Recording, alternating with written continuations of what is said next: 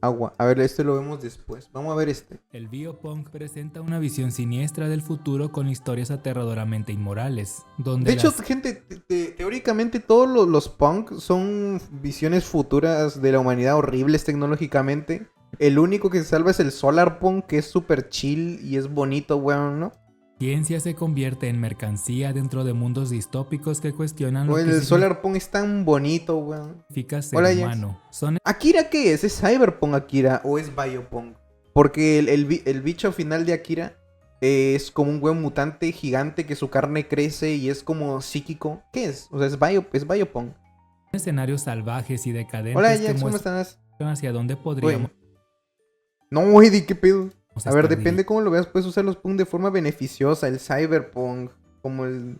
dirigiéndonos. Aquí surge entonces la pregunta de si este es el único camino Pero hay una forma positiva de ver el Biopunk. o O existe sea, hay un mundo ficticio donde el Biopunk sea positivo. otro donde la ciencia sí cumple su objetivo Warframe, de hacer florecer así, a la humanidad. Bueno, eso es entre algo que comillas, descubriremos positivo. juntos en este video, así que ahora acompáñame a estas realidades donde la biotecnología, la filosofía y la arquitectura dan forma al polémico mundo del biopunk.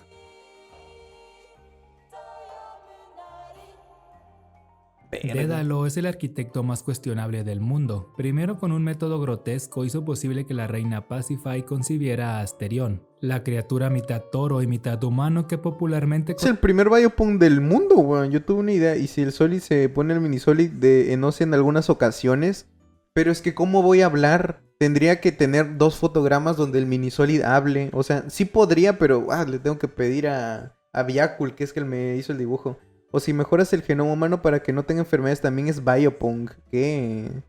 O sea, tendría que tener varios fotogramas del mini Solid que me lo hagan. conocemos como Minotauro, un ser aberrante al que encarcelarían dentro de un laberinto diseñado por el mismo Dédalo, un monstruo que fue víctima de la ira entre humanos y dioses, al mismo tiempo que fue conejillo de indias para la mente de un genio que al final pagaría con la vida de su propio hijo Ícaro. Quizá por eso cada que escucho esta historia se me revuelve el estómago y siento profunda tristeza. No que Ícaro, su padre le creó unas alas para que pudiera volar o caminar, pero se quemaron sus alas.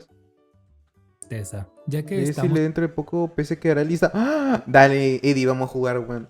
ante uno de los primeros mitos distópicos de la historia humana que pretende enseñarnos a respetar el orden natural de las cosas.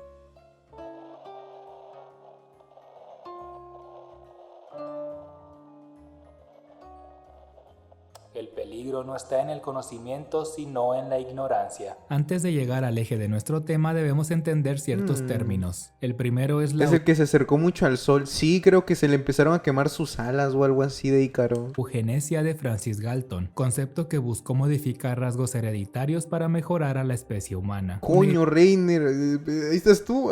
Idea polémica de la que el mismo Galton diría: este principio debería ser uno de los motivos dominantes en una nación civilizada, tanto como si se tratara de sus dogmas Puta, pero alterar los genes, weón. Si algo sale mal, que sale un bicho raro, weón. Es muy peligroso. religiosos. En palabras del doctor Julio Castro, no Las se alas de Ícaro eran de cera. Ícaro se acercó mucho al sol y las alas se derritieron. trata de ciencia, sino de religión. Yo prefiero la antigua hasta que exijan esos, la antigua, escoger como cosas que te gusten de la otra persona y ya fusionar.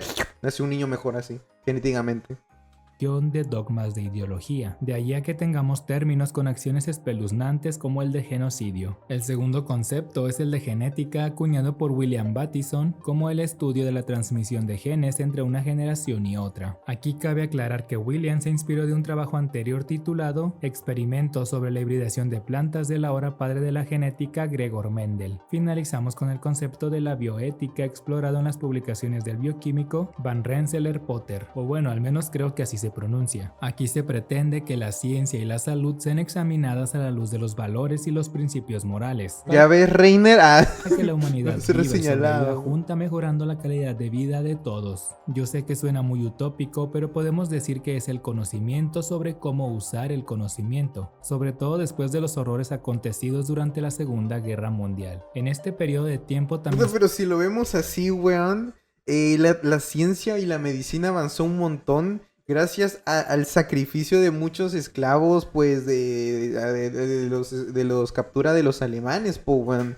Ellos hacían literalmente, hicieron uno, creo que hicieron el test de dolor, que no quiero preguntar cómo lo hicieron, de qué cosa dolía más, de cuánto un cuerpo puede estar frío sin morir, de que operaban a la gente sin anestesia para ver cuándo se desmayaban del dolor, o sea, muchas cosas inhumanas, pero que avanzaron la medicina décadas, weón. Si lo vemos así, o sea, gracias a esas personas tenemos la medicina que tenemos ahora, weón. Pero es re inmoral, weón.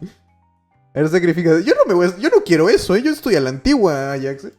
Surgirían conceptos importantes como el de la biología molecular, que estudia el funcionamiento de la vida desde una perspectiva macromolecular, o la ingeniería genética, donde se recombina el ADN. No justifico los métodos, pero se podrían repetir con criminales, no con inocentes. Pero con cualquier criminal, no. O sea, también estamos ahí. O sea, ¿qué criminal los, entre comillas, sacrificaríamos para ayudarnos? Alguien con pena de muerte, que ya se va a morir, ya es como, bueno, ya, ¿qué se va a hacer, no? Igual se nos va. Sin duda la ciencia... Eso es cuando me da VIP. Mañana, el viernes. El viernes te doy VIP. Caminos hacia nuevos horizontes, y la era de la tecnología la llevaría al siguiente nivel. Los medicamentos, y sí. Nos convertimos en cibersociedades que imaginábamos un futuro dominado plenamente por la tecnología, idea impulsada por la ciencia ficción con subgéneros como el cyberpunk y sus obras literarias Un poquito en algunas ocasiones.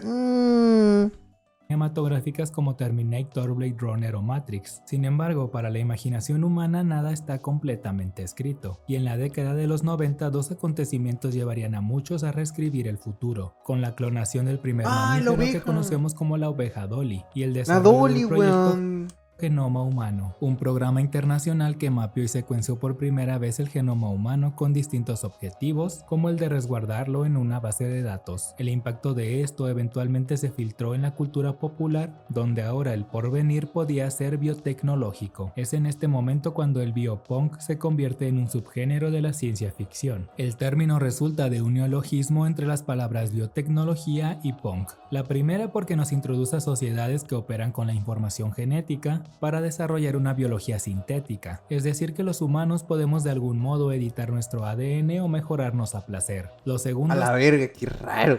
Hace referencia a una sociedad distópica, en la que se lucha contra regímenes o grandes corporaciones que hacen uso de esta biotecnología con fines no éticos, como se refleja en Ribofunk, una de las obras pioneras de este subgénero que nos relata 13 historias donde la carne es corruptible. Por otra parte, la arquitectura dentro del biopunk es presentada como monumental, opresiva y caótica, bastante similar a la del cyberpunk, con un urbanismo saturado donde predomina la deshumanización dentro de un mundo en constante lucha. La TAM. Además, a la verga, Matrix, pues te vas a tener que poner 1 litro de sangre extra para que esa chingadera se levante.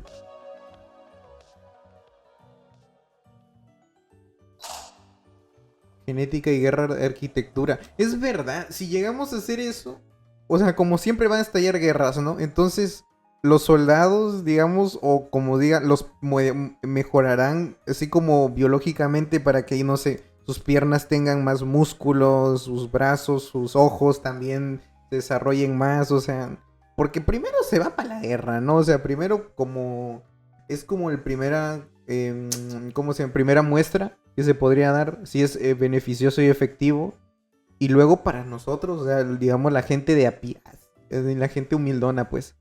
Dale, Nika, se cuida.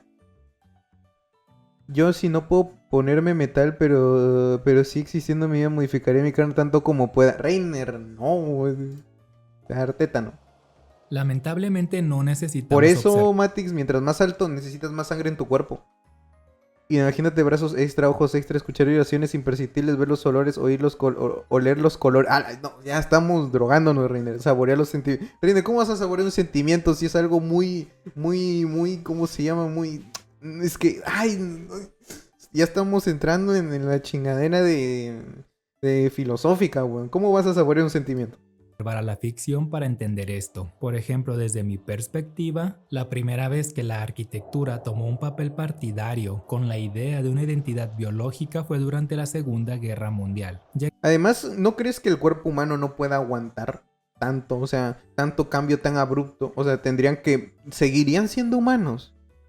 ¿Seguirían siendo humanos? Si cambian tan abruptamente todo el cuerpo, ¿siguen siendo humanos?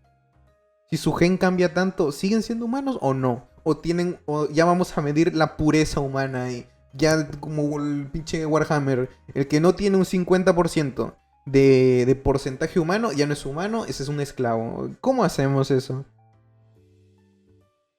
El amor debería ser como un pan suave recién cálido del horno. Qué rico, un panetón. Solid, sos un genio, sí, lo serían todavía. Porque el dilema es, me diste una idea, no pueden ser humanos. Es que si cambian mucho, es como cuando un animal se separa mucho, o sea, como, no que los dinosaurios, pues, y hasta los pollos y todo eso, que son lo mismo. O desde que la vida nace, todos nacemos de una misma célula, ¿no? De un mismo bichito, pues, sí. Pero ese se separa y si, tanto. por ejemplo, pasa de ser un femboy a sucubo, ¿sigue siendo humano? No, porque eso es mitológico. Well. Eso es mitológico, pero supongo que no. Porque ya es femboy, es un sucubo. No es aunque sea un femboy sucubo. Sería una subcategoría de femboy y de sucubo. Una mezcla de los dos. Así como un mestizo. Así, algo así. Un animal, un ser consciente, una entidad. Sería un ser vivo, pero no un humano. Si cambia tanto. Ese es el pedo. Que el partido nazi bajo esta ideología llevó a cabo uno de los genocidios más grandes. Y si es un cambio tan abrupto, se puede considerar una subespecie humana. Si es muy muy diferente, pero serían superiores en muchas cosas. Así que aunque lo digamos que sean otra especie, tendríamos al final mismos derechos y nos trataríamos igual y mal. No crea, Reiner, si ya los humanos nos vemos algo diferente o pensamos igual, nos tratamos pa'l hoyo. Imagínate a alguien que sea muy diferente. Reiner, si es muy diferente, no creo que lo traten igual.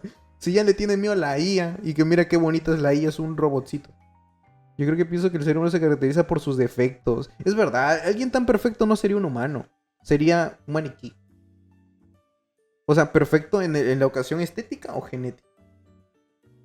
Mientras siga siendo consciente con su naturaleza de ser humano. Yo pienso que no sería humano, pero sería un ser vivo. Yo lo trataría como un ser vivo con sentimientos y emociones.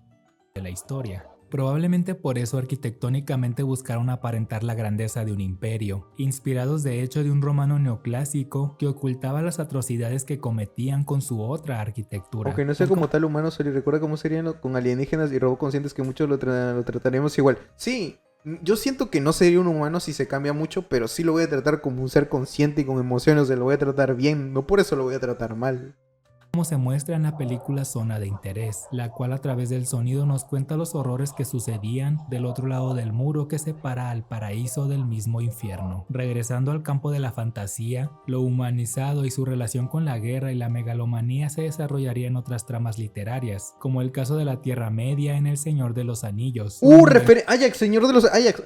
Guerra donde un bando vive en el equilibrio natural mientras que el otro persigue el progreso industrializado. Los orcos. Valiéndose de técnicas atroces como las practicadas por Saruman al mezclar humanos con orcos para crear entre comillas a seres mejorados. Sucede algo similar con los linajes de la historia de Duna, donde tú güey, así. Las Bene Gesserit han perpetuado por generaciones la mezcla de genes con tal de crear a un Mesías, una persona que liberará y condenará a pueblos enteros, porque parece que esa es la consecuencia de jugar con el orden cósmico. El poder nos corrompe y nos dirige a una obsesión por la mejora constante para preservarlo, susurrándonos al oído que debemos convertirnos en algo más que humanos, aunque esa no sea la respuesta.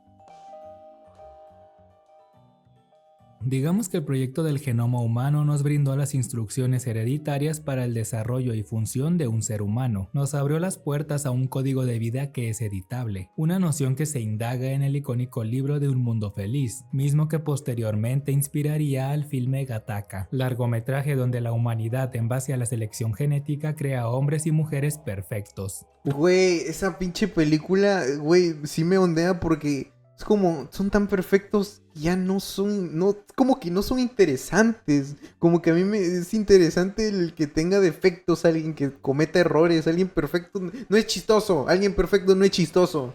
La gente perfecta no es chistosa, gente. Perfecto, ZZZ. Sí, Mini, ¿ves? Por eso yo no hago círculos perfectos. ¿Por qué? Porque yo no soy perfecto. Tú me obligas a hacer círculos. Mini, yo ya no quiero dibujar.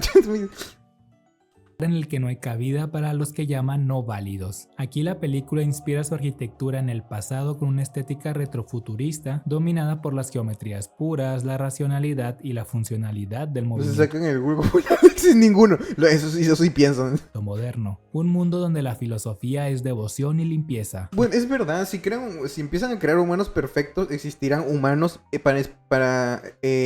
por ejemplo, para hacer cosas específicas, digamos. Creas 5 millones de humanos que sean perfectos como ingenieros, ya. Creas 5 millones de humanos que sean perfectos como doctores. Creas 5 millones de humanos, o sea, se va a ir todo a la forma industrial y al forma de desarrollo. Pero siento que la gente ya no pondría como a la humanidad en temas como el arte y eso, porque es como algo que no importa, digamos así entre comillas. Y siento que en esa perspectiva se olvidaría mucho de la cultura humana. Y se pondrían a desarrollar cosas tecnológicas nomás. La cultura valdría pico. El arte valdría pico, man. Qué mundo tan horrible, tan gris, tan oscuro. Qué feo. El exceso de biopium es cuando llega el sufrimiento. Para mí el biopium bueno, uno benevolente es eliminar enfermedades y usar plantas como máquinas nuevas y vivas. Y el biopium maligno para mí es cuando empezamos a formar la carne consciente para hacer cosas estructurales o innecesarias. Como ejemplo, lo he dicho, cuando los edificios respiran o cuando los edificios gritan. O cuando tienes como un carro perro. Volvemos con los carro perros. Tan perfecto que parecen bots. Tan perfecto que no son humanos. El humano nunca ha sido perfecto. La gente perfecta no tiene humor. Solo se centra en la perfección. Por eso es lo mejor ser único y diferente. Por tener humor y tener vuestras propias ventajas y virtudes. Una persona perfecta milita el mundo. En un lugar perfecto solo limita el mundo. Un lugar perfecto solo apaga el mundo. Dejando todo algo solo aburrido sin vida. Sí, por eso me encanta vivir en Latam. Todo es chistoso. Y más pobre, allá de esto, la arquitectura del y jodido y chistoso, empiezo a llorar, y pobre, no. Esfera de opresión que refleja la frialdad con la que viven sus habitantes, quienes han sido absorbidos por una monumentalidad que no les permite sentir, porque son ahora un producto más de la máquina social. Por ende, la individualidad muere a favor del progreso colectivo. Sí, me caga, por eso yo no le hablo a nadie. Sí. Por eso la elección del Marin County Civic Center de Frank Lloyd Wright como la locación de la megacorporación Gattaca, ya que es un edificio que en sus tiempos reflejó aquella aspiración de la ciudad del futuro. Los detalles no se detienen allí porque incluso la escalera helicoidal del departamento de los protagonistas es un recuerdo constante de que lo único que importa es tu ADN. Lo más irónico es que utilizan locaciones reales y eso dice mucho más de nosotros de lo que creemos. Con otra perspectiva, te dijo una piedra, otra piedra. En la misma década sucede Parque Jurásico, obra donde un súper rico y genetistas traen de regreso a seres prehistóricos. Una historia de manipulación genética con un pequeño detalle: esas cosas no son dinosaurios. El libro, a diferencia de la película, es completamente aterrador al enfrentarnos a seres impredecibles y monstruosos. Como en el mito del Minotauro, creamos a nuestro propio depredador, los encerramos en un laberinto y con ellos entramos nosotros, como si de un parque de diversiones se tratara. Ahora bien, estas historias tienen algo en común, todas al final son humanizadas. Independientemente de hasta dónde nos ha llevado la ciencia o la racionalidad, lo que importa son las emociones humanas que complementan nuestra existencia, porque estas cuestionan la moral de nuestras acciones. Por ende, desde esta visión, lo que consideramos humano prevalecerá más allá de todo. ¡Viva la humanidad! Que ya no humanidad! Sea necesario.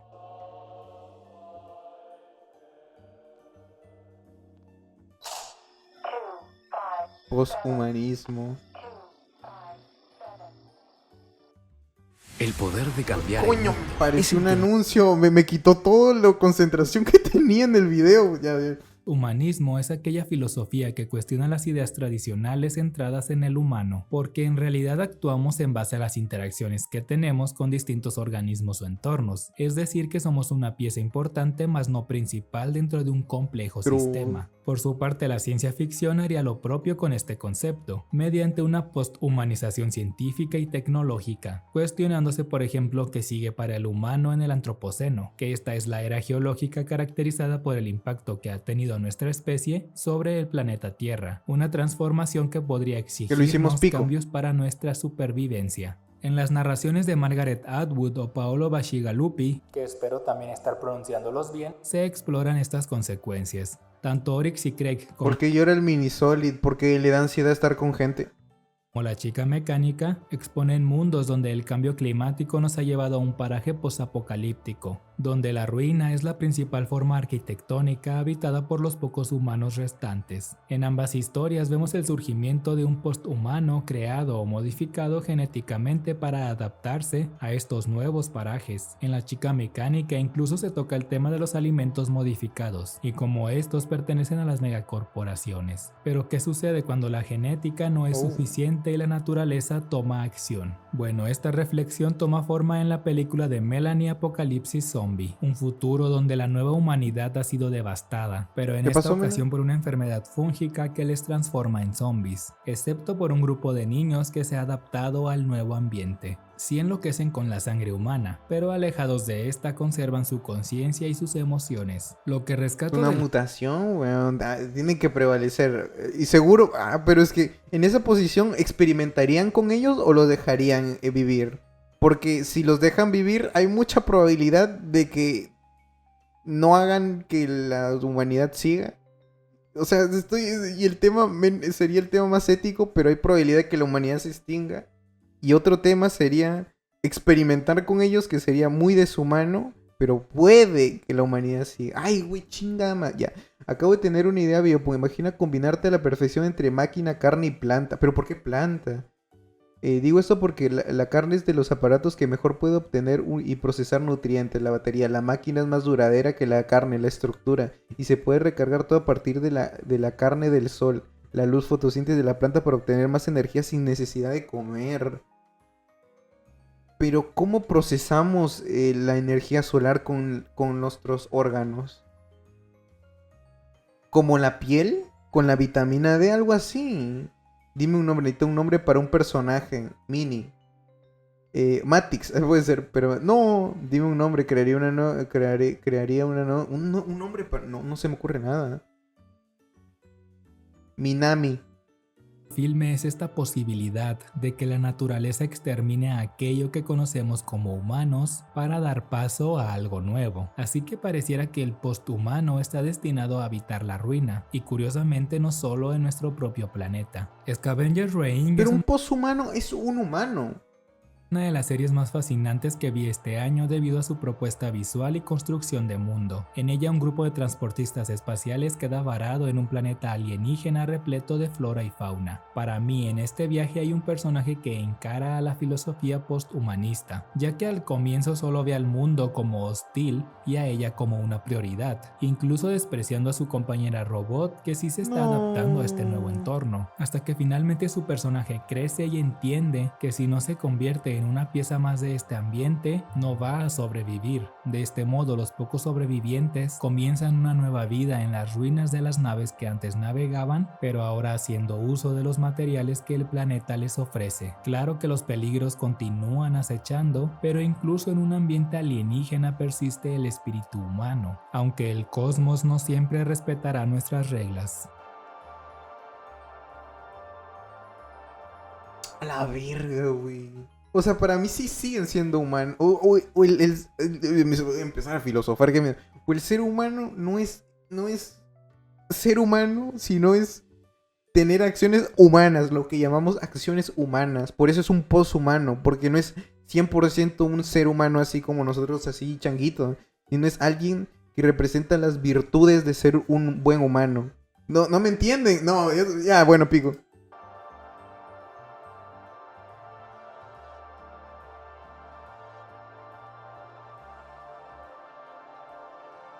La naturaleza humana, básicamente cambiante e inestable como el polvo, no soporta las ataduras. Si se ata, no tarda en romper con rabia las cadenas hasta que absolutamente todo queda hecho pedazos. Las paredes, las cadenas y su propio yo. El término pantropía sugiere que los humanos nos modifiquemos genéticamente para adaptarnos a otros planetas. Veamos el relato de All Tomorrows. Pero ahí nos mutaron los jugos, ¿cómo se llama? En su cabeza sonaba mejor el sol que nos expone la historia de distintas especies humanas modificadas genéticamente a través de Pero los Junos hicieron pico. La bioingeniería. Es una historia muy buena, pero que podemos revisar en otro video. Ahora, en términos arquitectónicos, lo que más me perturbó fueron los seres llamados Colonial. Los bloques de carne. Sí, que Que creo que estos weones como que solo los cambiaron su cuerpo, pero sí tenían conciencia y no podían hacer nada más. Y como que llegaron un momento donde como empezaron a juntarse mucho y evolucionaron, algo así como una mente colmena. De los humanos a los que les arrebataron sus cuerpos para convertirlos en cubos de carne que conservan orificios, ojos y conciencia, así como escucharon, seres destinados a servir inmóviles y que al reproducirse cubrieron extensas áreas de suelo como si se tratara de un piso de mármol. Pero ¿cómo se reproducían, man? Si solis fueron los culos que nos jodieron, pero regresamos a obtener humanidad y luego nosotros extinguimos a los Q. Sí, creo que al final del libro como que se encuentra un cráneo de un humano original, por así decirlo, no me acuerdo. Bloque de carne, como en Warframe. En Warframe no son bloques de carne, man. ¿Cómo se llama? Pero como que tuvimos 1000 ramas de humanos así. Y al final como que nos hicimos panas entre unos, ¿no? Otros sí fueron bien malvados así. Pero sí, como que llegamos a hacernos amigos y sí, como que hubo paz, ¿no? No me acuerdo de hace tiempo. Eventualmente evolucionarían como cualquier especie, pero la idea de un bloque de carne como material para la construcción no abandonó mi cabeza. Nuestra materia fue amenazada y abrió paso a lo antihumano. Alien es un clásico del terror que no existiría sin la brillante mente de Hans Rudolf Giger, artista suizo que durante años dio forma a sus sueños y pesadillas a través del arte, con obras inspiradas del recuerdo de su propio nacimiento y del interés que tenía por el funcionamiento de la máquina que adquirió cuando estudió diseño industrial. Su trabajo nos sumerge... ¿No serían hermafroditas? No sé. Los malvados fueron los orbitales, extinguieron los demás humanos y eso me dio triste, solo quedaron los humanos asteromorfos. Un mundo biomecánico, terrorífico, bello y dotado de connotaciones sexuales.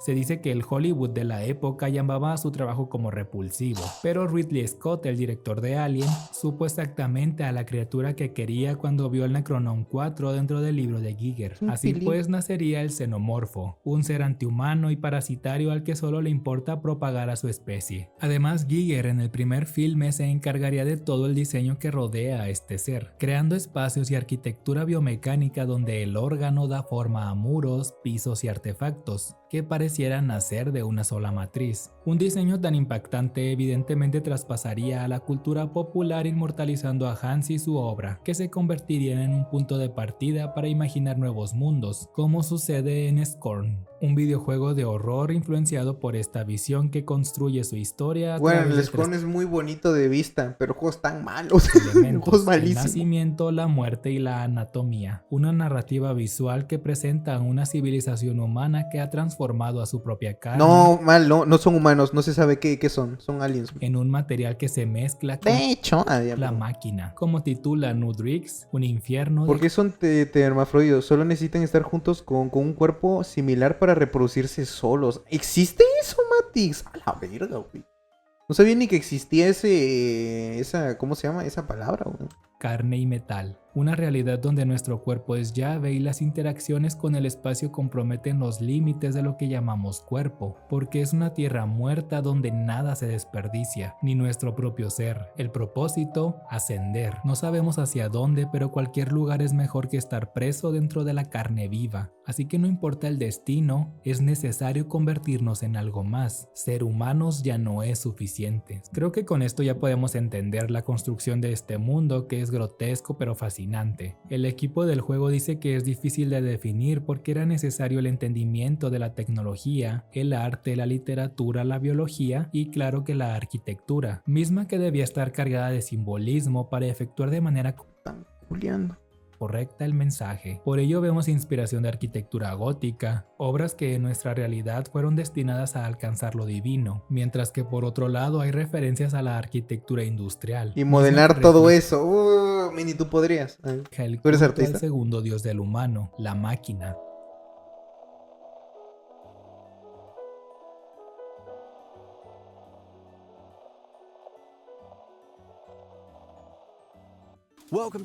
Me cago en los trades del counter, weón. Me cago en los trades del counter, a ver. Este dilema entre la máquina y lo humano ha resultado en conceptos como el del transhumanismo, movimiento que busca mejorar las capacidades humanas Como el mediante la cyberpunk, tecnología y la 2077. ciencia, idea bastante utilizada en las ficciones para cuestionarnos hasta dónde estamos dispuestos a llegar. Es cruzar la última frontera moral de nuestra especie para convertirnos en productos ¿Y cómo sería el dentro destino de un Uy, ¿qué abrí?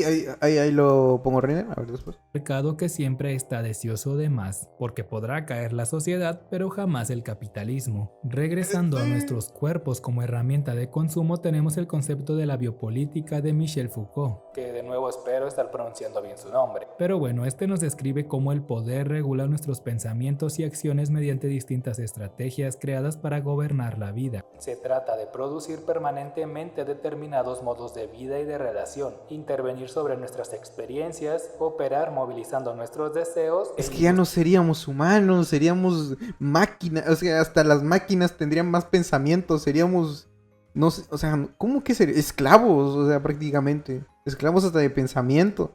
Irnos de tomar determinadas decisiones, actuando sobre nuestros cuerpos, nuestros pensamientos, nuestras conductas y nuestros afectos. Así que Ay, Mini, ¿por qué te gustan la 2B? Cruzar una delgada línea no suena tan irreal. El arte ha hecho lo propio con la biología para continuar con este cuestionamiento sobre nuestra propia vida. Del lado pictórico está Beksinski, un pintor polaco que se caracterizó por sus distopías surreales, donde lo orgánico parece consumir al mundo. De hecho, su trabajo también es una fuente de inspiración para Scorn. Recientemente, la profesora Alice Roberts esculpiría a su versión perfecta según la ciencia, donde mantiene su forma humanoide pero es mejorada con características de otras especies. Un elfo. Finalmente, la artista Heather Dewey Hagberg, en su obra Visiones de extraños, creó retratos de personas mediante ADN olvidado que ella recolectó, esto con el objetivo de criticar una posible cultura de vigilancia biológica. Al final, el arte siempre reflejará las preocupaciones de su época. Desde mi perspectiva, no todo tiene que ser oscuro y distópico. Siempre he creído que somos capaces de construir futuros más brillantes. Quizá esto es bastante ingenuo de mi parte, pero ¿cuál es el cambio al que la ciencia podría llevarnos al cumplir su objetivo de hacernos florecer?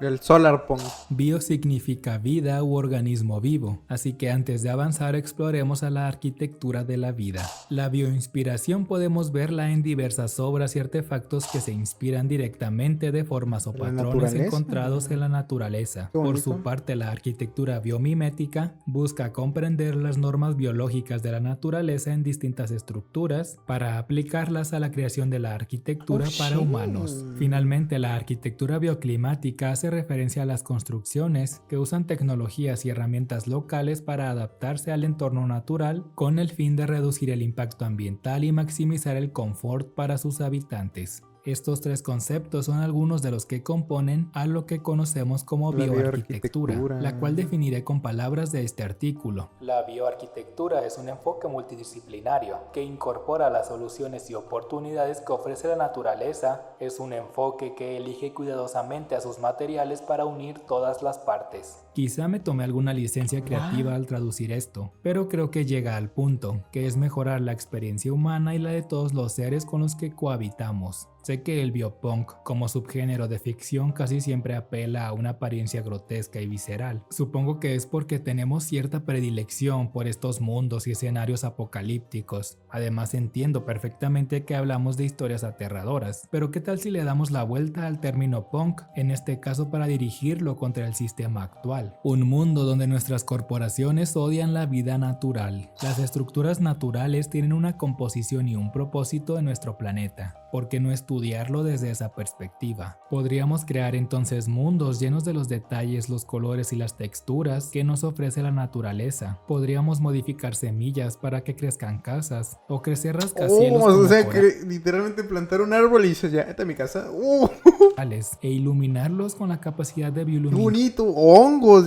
¡Ay, lo que quiere Reiner! Reiner, te apoyo. Toma mi dinero. De algunos hongos. Podríamos cultivar metales o aleaciones para cubrir estructuras como lo hacen los caracoles volcánicos, que se protegen con escamas minerales. Incluso podríamos ir tan lejos como cultivar ropa o muebles, ya que al final es un hecho que la arquitectura está teniendo acercamientos con la biotecnología y los biomateriales. Quizás muy pronto para tener una conclusión, pero como siempre aquí hablamos de posibilidades, de esa delgada línea que separa a la ficción de la realidad. Así que lo único que puedo decirles de momento es que, como mencioné antes, nuestra imaginación es el límite.